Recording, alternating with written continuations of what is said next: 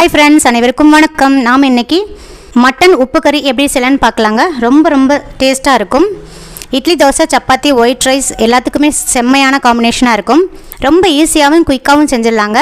வாங்க இந்த மட்டன் உப்பு கறி எப்படி செய்யலான்னு பார்க்கலாம். வாங்க வீடியோக்குள்ளே போகலாம். உப்பு கறி செய்கிறதுக்கு ஃபஸ்ட்டு குக்கர் எடுத்துக்கோங்க. இன்றைக்கி நம்ம குக்கரில் தான் உப்பு கறி செய்ய போகிறோம்.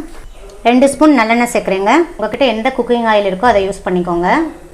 எண்ணெய் நல்லா காஞ்சிருச்சு. இப்போ பாருங்கள், ஒரு சிறிய பிரியாணி இலை எடுத்திருக்கேன். ஒரு பட்டை, 2 கிராம்பு போடுறேன். பாருங்கள், 2 அனாசிப்பூ போடுறேன். சிறிய அளவு கல்பாசி சேர்க்குறேன். ஒரு ஏலக்காய். ஸ்பைசஸ்லாம் ஓரளவுக்கு வெடிச்சிடுச்சு. சிறிய ஸ்பூனில் 1 ஸ்பூன் கடுகு உளுந்தம் பருப்பு சேர்க்குறேங்க. கடுகு வெடிக்கட்டும். கடுகு நல்லா வெடிச்சிடுச்சு. இப்போ சிறிய ஸ்பூனில் 1 ஸ்பூன் சீரகம் சேர்க்குறேன். சிறிய ஸ்பூனில் 1/4 ஸ்பூன் சோம்பு சேர்க்குறேங்க. 6 பூண்டு பல் எடுத்து இந்த மாதிரி 2 கட் பண்ணியிருக்கேன், அதையும் சேர்த்துக்கோங்க. ஒரு துண்டு இஞ்சி எடுத்து இந்த மாதிரி இடித்து வச்சுருக்கேன், அதையும் சேர்த்துக்கோங்க. நெக்ஸ்ட்டு 3 மிளகாய் வத்தலை எடுத்து இந்த மாதிரி கட் பண்ணி வச்சுருக்கேன், 2 அதையும் சேர்த்துக்கலாம். கொஞ்சமாக கருவேப்பிலை 2 வதக்கிக்கோங்க. நெக்ஸ்ட்டு ஒரு 15 சின்ன வெங்காயம் எடுத்துருக்கேங்க. சின்ன வெங்காயத்தோட அளவு சிறியதாக ரொம்ப சிறுசாக இருக்கிறதுனால நான் 15 எடுத்திருக்கேன். சின்ன வெங்காயத்தோட அளவு கொஞ்சம் பெருசாக இருந்தால் நீங்கள் 10 எடுத்தால் போதும். எடுத்துகிட்டு இந்த மாதிரி குட்டி குட்டியாக கட் பண்ணிக்கோங்க. நெக்ஸ்ட்டு இது கூடயே 1/4 ஸ்பூன் மிளகுத்தூள் சேர்க்குறேன்.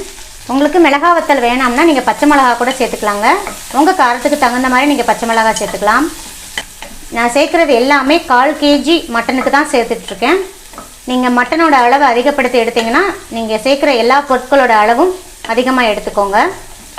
வெங்காயம் ஓரளவுக்கு வதங்கிருச்சு. இப்போ நம்ம மட்டன் சேர்த்துடலாம். மட்டனை கல்லுப்பும் மஞ்சள் தூளும் போட்டு நல்லா வாஷ் பண்ணி வச்சுருக்கேங்க.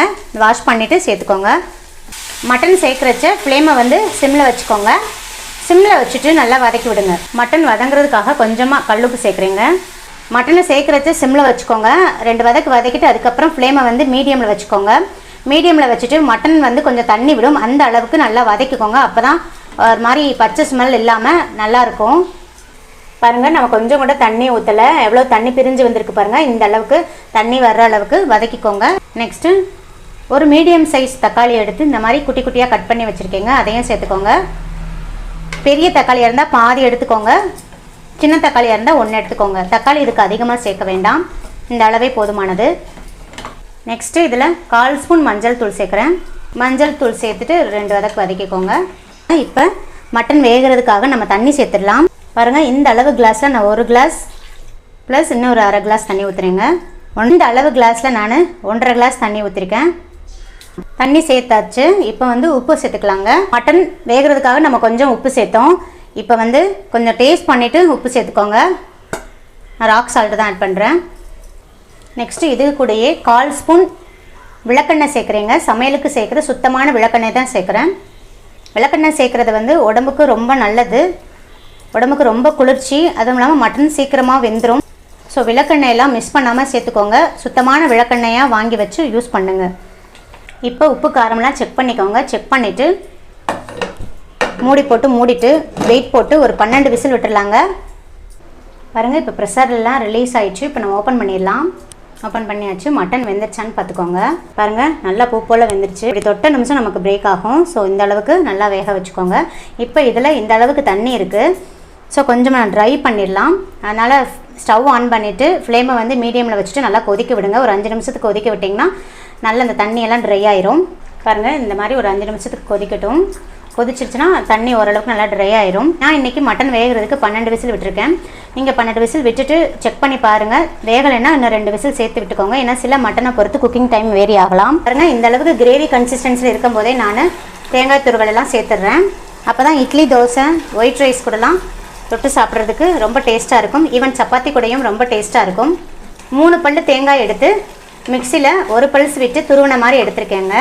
1/4 kgக்கு இந்த அளவு தேங்காய் துருவல் போதும். நம்ம இட்லி, தோசை, ஒயிட் ரைஸ், சப்பாத்திக்கு சாப்பிட்ணோம்னா இந்த மாதிரி கொஞ்சம் கிரேவி கன்சிஸ்டன்சியில் இருக்கிறச்சே இறக்கிக்கோங்க. இல்லை வேண்டாம்னா நல்லா சுருளில் வதக்கி ட்ரை ஆகவும் இறக்கிக்கோங்க. பாருங்கள், நான் இப்போ 1 ஸ்பூன் தேங்காய் எண்ணெய் சேர்க்குறேங்க. தேங்காய் எண்ணெய் சேர்த்திங்கன்னா ஃப்ளேவர் ரொம்ப சூப்பராக இருக்கும். 1 ஸ்பூன் கோகோனட் ஆயில் சேர்த்துட்டு 2 வதக்கிட்டு ஸ்டவ் ஆஃப் பண்ணிடலாம். அவ்வளோதான், நம்மளோட உப்பு கறி ரெடி ஆயிடுச்சு. ரொம்ப டேஸ்ட்டாக இருக்கும். ஸ்டவ் ஆஃப் பண்ணிவிட்டேன். இதை ஒரு பவுலுக்கு ட்ரான்ஸ்ஃபர் பண்ணிடலாம். பவுலுக்கு ட்ரான்ஸ்ஃபர் பண்ணுறதுக்கு முன்னாடி கொஞ்சமாக கொத்தமல்லி இலைகளை தூவிடலாங்க. பாருங்கள், ஃபைனலாக நம்மளோட மட்டன் உப்பு கறி ரெடி ஆயிடுச்சு. தேங்காய் துருவலை வந்து ஸ்கிப் பண்ணாமல் சேர்த்துக்கோங்க. தேங்காய் துருவல் தான் இதுக்கு ரொம்ப டேஸ்ட் கொடுக்கும். அதே மாதிரி தேங்காய் எண்ணெயும் 1 ஸ்பூன் சேர்த்துக்கோங்க. ரொம்ப அந்த ஃப்ளேவர் அருமையாக இருக்கும். தேங்காய் எண்ணெய் ஆயில் பிடிக்காதவங்க வேணால் ஸ்கிப் பண்ணிக்கலாம். பட் தேங்காய் துருவல் வந்து கண்டிப்பாக சேர்த்துக்கோங்க. அதுதான் இதுக்கு ரொம்ப டேஸ்டேவும். இதை வந்து நீங்கள் சைட் டிஷ்ஷாகவும் வச்சுக்கலாம். இட்லி, தோசை, சப்பாத்தி, ஒயிட் ரைஸ்க்கெலாம் நல்லா மிக்ஸ் பண்ணியும் சாப்பிட்டுக்கலாம். ரொம்ப டேஸ்ட்டாக இருக்கும். அதே மாதிரி சிம்பிளாகவும் குயிக்காகவும் செஞ்சிடலாங்க. இந்த வீடியோ பிடிச்சிருந்தா லைக், ஷேர், கமெண்ட் பண்ணுங்கள். மறக்காமல் சப்ஸ்கிரைப் பண்ணுங்கள். பக்கத்தில் இருக்கிற பெல் ஐக்கானையும் கிளிக் பண்ண மறந்துடாதீங்க. அப்போ தான் டெய்லி அப்லோட் பண்ணுற புத்தம்புது வீடியோக்கள் உங்களுக்கு உடனுக்குடன் நோட்டிஃபிகேஷனாக வந்துச்சு. தேங்க்யூ. தேங்க்ஸ் ஃபார் வாட்சிங்.